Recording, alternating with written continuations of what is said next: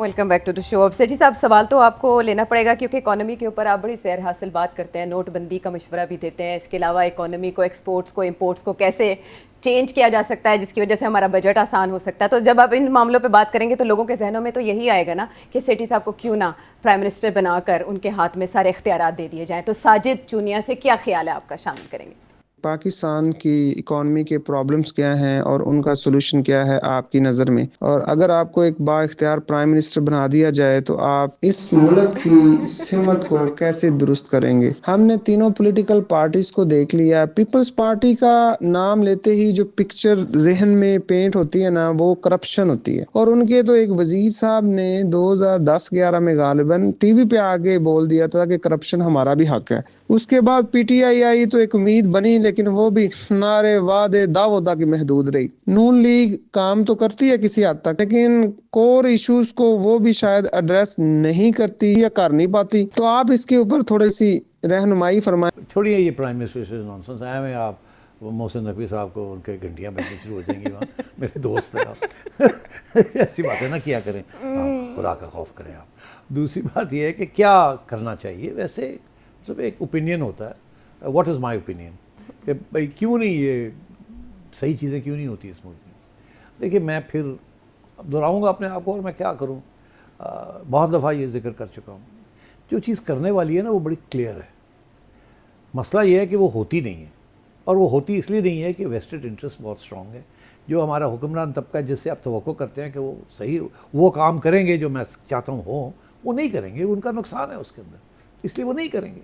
और इसमें सब मिले हुए हैं, द इंटायर रूलिंग क्लास, जिसके अंदर civil military, politicians and business community and landlords, they are all involve in this. सब अपने अपने वेस्टेड इंटरेस्ट को बरकरार रखना चाहते हैं।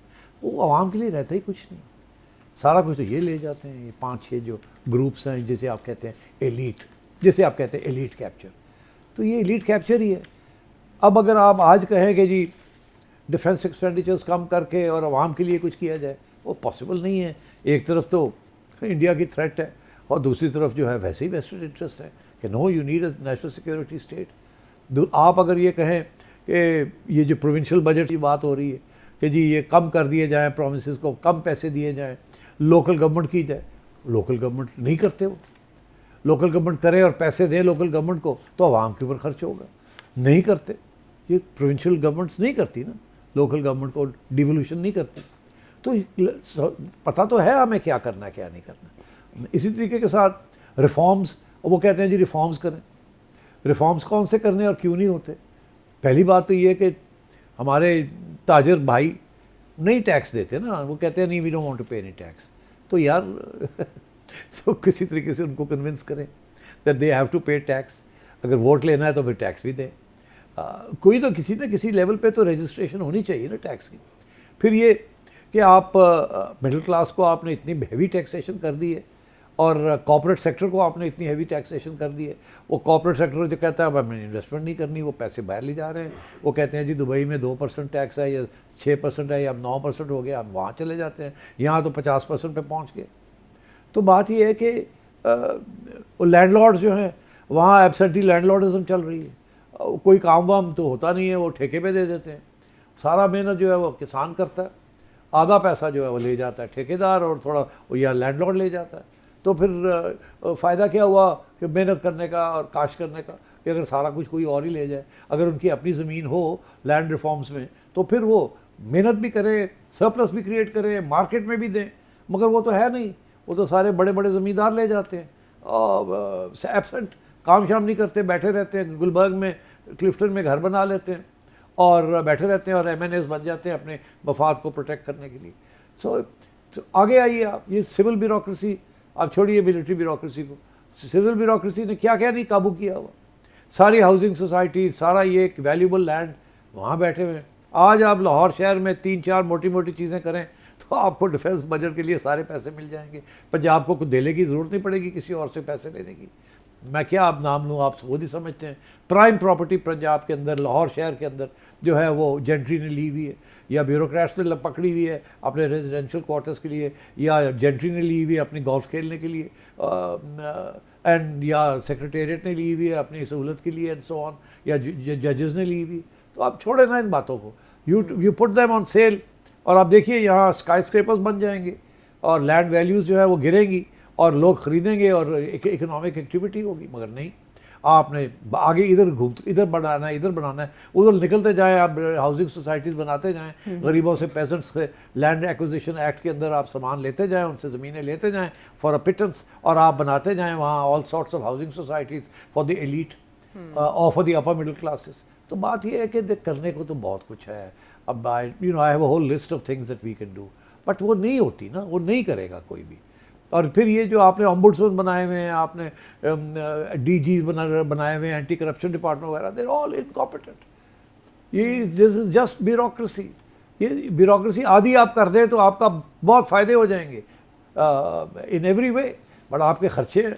वो जैसे डोनाल्ड ट्रंप ने वो लगा दिया है वहाँ उसको, मस्क को, कि जी आप सारे जो गलत किस्म के खर्चे हो रहे हैं उनको ख़त्म करें। तो वो जब निकाल के बताता है कि किस तरीके से वहाँ फजूल खर्ची हो रही है और वहाँ की ब्यूरोक्रेसी ने कैसे कब्ज़ा किया हुआ है, और वो बजट्स एंड फंड्स, तो वो वही हाल यहाँ है, वही हाल हर जगह पे है। रूलिंग क्लास का हिस्सा है, उन्होंने अपने लिए बनाई हुई हैं सब चीज़ें। तो बात यह है कि बहुत कुछ हो सकता है जी करने वाले हों तो, मगर जो करने वाले हैं उनके अपने इंटरेस्ट हैं कि ये नहीं काम करना, सिर्फ मार्जिन के ऊपर छोटी मोटी। अच्छा जी 100,000 लाख रुपए वाला जो है सैलरी वाला, उसके ऊपर हम टैक्स लगाएं या 50,000 रुपये महीने वाले पे लगाएं? इन पे इतना कर दें, 2.5 है तो 3 कर दें, 5 है तो 5.5 कर दें। ये इस किस्म की ये बातें करते हैं। That's all they capable. कोई रेडिकल रिफॉर्म का तो यहाँ पॉसिबल है ही नहीं, बिकॉज जिन्होंने करनी है they are part of the problem, they are not the solution. तो आप क्या बात कर रहे हैं?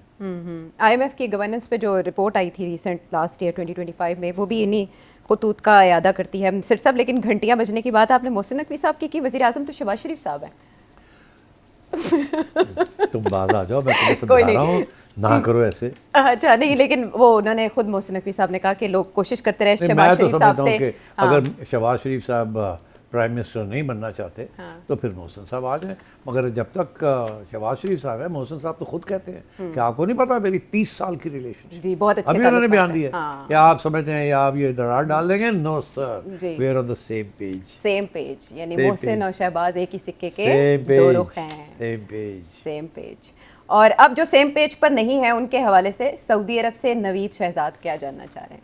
इमरान खान को जितने भी केसेस में सज़ा हुई है या जितने भी केसेस उनमें बनाए गए हैं, ये सब सियासी हैं? क्या हकीकत में भी कोई जुर्म उन्होंने किया है, कोई कानून की उनके खिलाफ वर्जी की है जिसकी वजह से वो कुछ केसेस में उनको सज़ा भी हुई है? तो क्या ये सही है या सज़ा भी सब सियासी है और केस भी सब सियासी है? आपको क्या दर्दी है इसके ऊपर, ज़रा बताइए। अच्छा जी, बात यह है कि मैं इसको ज़रा कॉन्टेक्स्ट में दे दूँ। आम तौर पर जो बड़े बड़े सियासतदानों के खिलाफ करप्शन के केसेस बनते हैं, मेरी व्यू ये है कि 50% सही होते हैं, 50% सही होते हैं, मगर उनको प्रूव करना इतना आसान नहीं होता और उनको सियासी तौर पे इस्तेमाल किया जाता है। जो आपके मुखालिफ है ना, वो उनको आपके ख़िलाफ़ इस्तेमाल करते हैं, इसीलिए कोई नतीजे पे नहीं पहुंचते वो इस मुल्क में। और खान साहब के ख़िलाफ़ भी वही सूरत हाल है।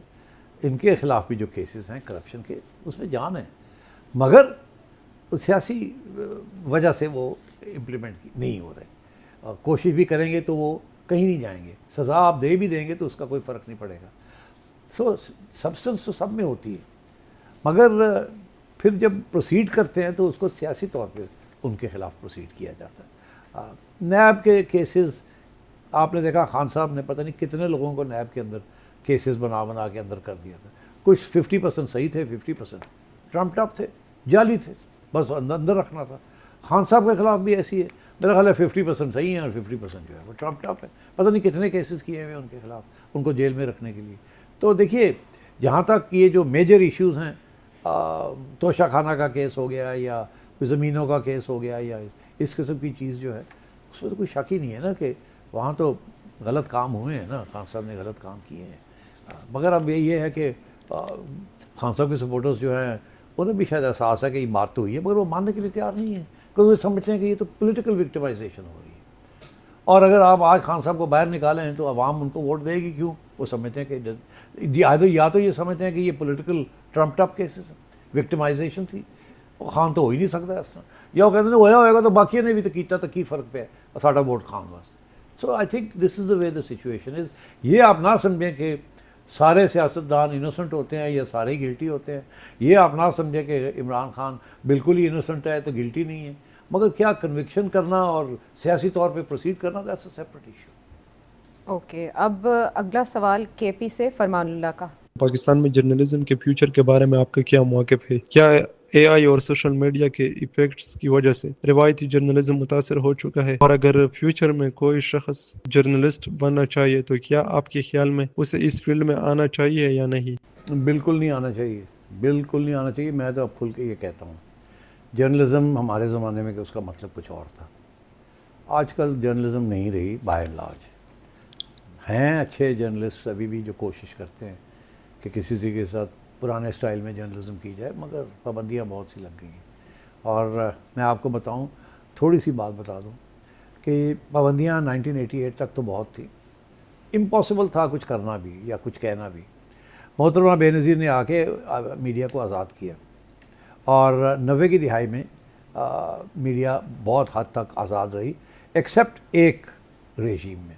मियाँ नवाज शरीफ साहब आए ना दूसरी दफ़ा फ्रॉम 1997 टिल 1999, उस वक्त काफ़ी क्लैम्प डाउन था, बिकॉज जब मैंडेट लेके आए थे मेजॉरिटी, ओवरवेलमिंग मेजॉरिटी थी, अभी अमीर उल मोमिनीन की ख्वाब थी एंड सो ऐसी की तैसी, ये सारे जो जर्नलिस्ट हैं उनको सीधा रखो। मगर उसके बाद जनरल मुशर्रफ जब आए तो उन्होंने देखा कि मीडिया ने बिल्कुल कोई आंसू नहीं मिलाए।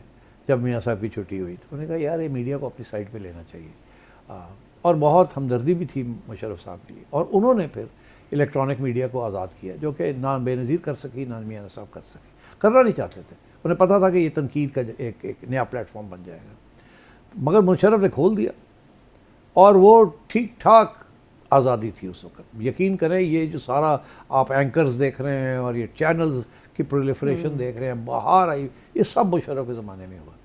आखिरी स्टेज पे जाके जब Musharraf got into trouble with the lawyers movement, तो ये मीडिया जो मुशर्रफ ने आज़ादी जिसको दी थी और बुनियाद रखी थी फ्री टेलीविज़न की, इलेक्ट्रॉनिक मीडिया की, दे टर्न्ड अगेंस्ट मुशर्रफ। और फिर उसके बाद यू नो व्हाट हैपेंड, उसके बाद अगेन एक ऐसा वक्त आया कि मुशर्रफ साहब गए तो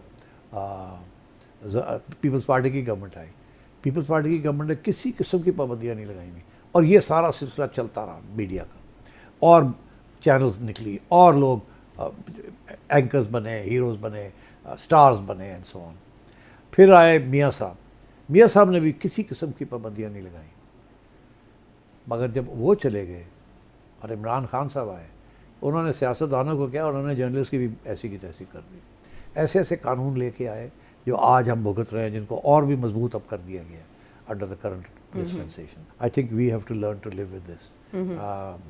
और ये सिर्फ पाकिस्तान में नहीं, ये आप इंडिया में भी ऐसे ही है, और बहुत से और मुल्क हैं जहाँ मीडियाज़ अंडर सिवियर प्रेशर। और तो अगर आप ये किसी आइडियलिज्म के लिए या आप आना चाह रहे हैं मीडिया के अंदर, या आप समझते हैं कि जी बड़ी बड़ी एंकर्स को पैसे मिलते हैं और ये होता है और वो होता है, देखिए ये बड़े बड़े पैसे 10 एंकर्स होंगे जो कि 4 पैसे बना रहे हैं बिकॉज ऑफ द 40 साल 30 साल 20 साल का experience, and they've lived through all these things. So इसलिए I think media is not the future for young people. सिर्फ फरमानुल्लाह जानना चाह रहे हैं कि एआई और डिजिटल मीडिया की वजह से कितना मुतासर हुआ जर्नलिज्म, यानी कि ये ख़त्म हो जाएगा जर्नलिज्म की फील्ड एआई की वजह से? अच्छा, ये एक सेपरेट इशू है कि एआई की वजह से जर्नलिज्म ख़त्म हो जाएगा। देखिए एआई तो अब सिर्फ जर्नलिज्म नहीं, और भी बहुत कुछ ख़त्म करने जा रही है। अगर आप कैलिफोर्निया में जो कंपनीज़ हैं उनके जो सीईओज़ हैं उनकी बातें सुने, तो यहाँ तो जो सेक्रेटेरियल लेवल के जो हायरिंग्स हैं ऑल ओवर द वर्ल्ड वो फ़ारग होने जा रही हैं। आपको ज़रूरत ही नहीं है लो लेवल लॉयर्स रखने की टू मेक अ केस, आपको ज़रूरत ही नहीं है पूरे लंबे चौड़े स्टाफ रखने की for manager, for HR, for this और फॉर दैट। ये तो आहिस्ता आहिस्ता ख़त्म हो जाएगा, because at the press of a button आपको सब कुछ मिल जाएगा। एंड सो आई थिंक ये तो होने जा ही रहा है। बट इसका मीडिया के ऊपर इतना असर नहीं पड़ेगा। वो तो मीडिया बेसिकली जो है वो फ्रीडम के ऊपर इट रिलाइज ऑन फ्रीडम। ठीक है। एंड सो फ्रीडम जो है अब न्यूज़ का इतना नहीं रहा, एनालिसिस का और ओपिनियन का रहा है, और एनालिसिस और ओपिनियन जो है will be affected by censorship. ठीक है।